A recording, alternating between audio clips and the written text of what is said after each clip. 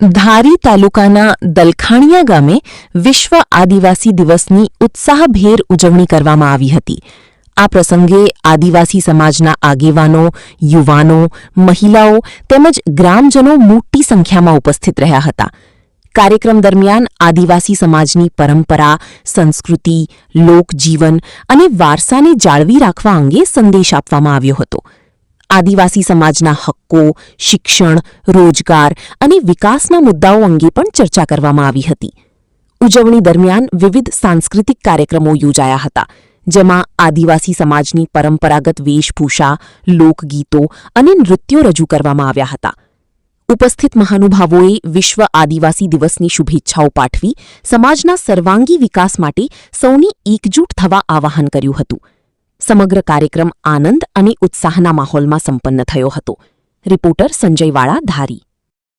મારું નામ વાછા બિંદિયા પુનાભાઈ છે. હું કોલેજમાં બીજા વર્ષમાં અભ્યાસ કરું છું. મારા ગામનું નામ દલખાણીયા છે.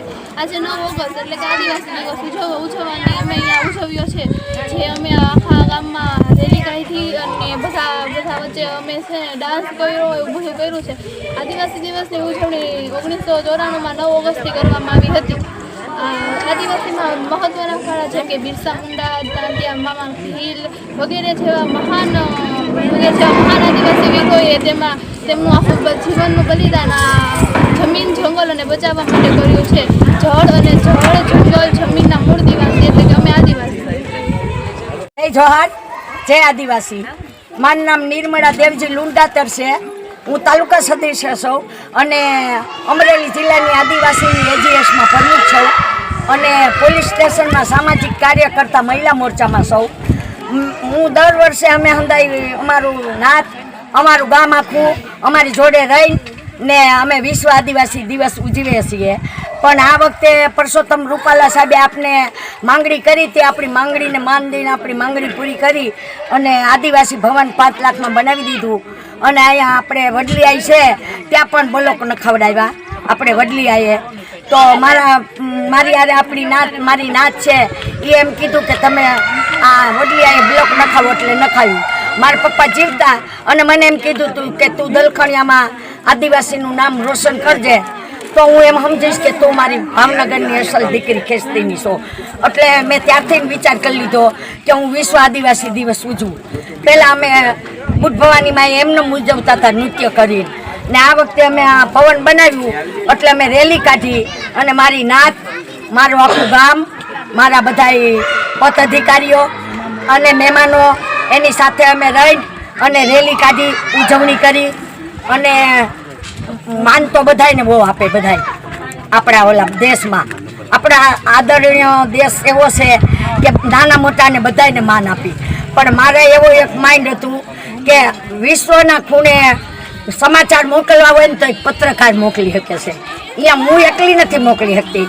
એટલે મેં એવું વિચાર્યું કે હું પત્રકારના હાથે મારું આ ઉદ્ઘાટન કરાવું રિબિન કાપી. એટલે મેં અમરેલી જિલ્લામાંથી પત્રકારને બોલાવ્યું. હું એનો દિલથી ધન્યવાદ કરું છું આવ્યા એ બદલ.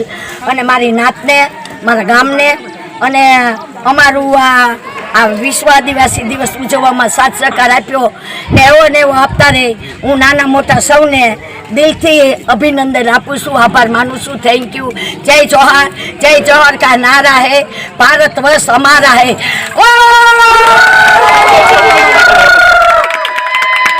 મારું નામ ચતુરભાઈ ચંપાભાઈ ડામોર, અધિક્ષક ઇજનેર PGVCL વર્તુળ કચેરી અમરેલીમાં ફરજ બજાવું છું. મારું વતન દાહોદ જિલ્લો સંતરામપુર તાલુકો છે. આજે 9 તારીખે વિશ્વ આદિવાસી દિવસની ઉજવણીનો ખ્યાલ આવ્યો દલખાણીયા ગામે થાય છે. મને આમંત્રણ આપ્યું એટલે અમે બધાએ જે નોકરી કરીએ છીએ પૂર્વ પટ્ટી અંબાજીથી ઉમરગામ સુધીના જે આદિવાસી વિસ્તારમાંથી જે જોબ કરે છે અમરેલીમાં, એમને પણ અમે આમંત્રણ આપ્યું હતું અને ઉત્સાહિત કર્યા હતા. અને આજે આ ગામે નાનું એવું ગામ છે, એમાં 20 થી 25 પરિવાર છે અને આ ગામમાંથી દિવાળીબેન ભીલ પણ થઈ ગયા, એ ગૌરવની વાત છે. અને પરસોત્તમભાઈ રૂપાલાએ પણ ગ્રાન્ટ આપી અને ભવન બનાવ્યું છે અને પત્રકારોના હસ્તકે આજે ઉદ્ઘાટન કર્યું છે, એ ખૂબ સારી વાત છે. અમારા સમાજની ખાસ વાત કરીએ તો જંગલમાં રહેવાવાળો પરિવાર છે, વર્ષોથી રહે છે અને જંગલોનું રક્ષણ કરવું અને એ એક મૂળ હેતુ છે, સિદ્ધાંત છે. અને અમુકને અત્યારે ફેસિલિટી પ્રમાણે બધા જંગલમાંથી માઇગ્રેટ થઈને સિટી બાજુ આવ્યા છે, તો અમારા જે આદિવાસી સમાજના પરિવારના છોકરાઓને એનો વારસો શું છે, સંસ્કૃતિ શું છે, અમારા બધા જ રીત રિવાજ અલગ હોય છે, મરણના પણ અલગ હોય છે. લગ્નની અંદર લગ્ન પ્રસંગમાં ઢોલ નગારા અલગ વાગતા હોય, એનું નાચગાન અલગ હોય છે. એ છોકરાઓને પરિવારને ખ્યાલ આવે અને વર્ષો સુધી આ પરંપરા જળવાય તે માટેના ઉદ્દેશથી સરકારે જે યુનો દ્વારા 9 તારીખે 9 ઓગસ્ટે વિશ્વ આદિવાસી દિવસની ઉજવણી માટે ફાળવણી કરી છે.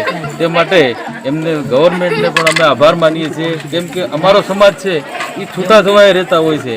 એટલે છૂટાછવાયા અલગ અલગ જગ્યાએ રહેતા હોય છે, તો આ દિવસે ભેગા થાય અને એકબીજાને મળે, એની ઓળખાણ થાય, નવી ટેકનોલોજી સાથે જોડાય અને જૂની સંસ્કૃતિને વારસામાં આપે, એ હેતુથી આજે ભેગા થયા છીએ. અને આજે આ દલખાણીયા ગામના જે આયોજક છે એમનો અમે ખૂબ ખૂબ આભાર વ્યક્ત કરીએ છીએ. અને આવું નવું ફંક્શન થાય, નવા એજ્યુકેશન વધે અને મોટિવેટ થાય એ માટેની શુભેચ્છા પાઠવું છું.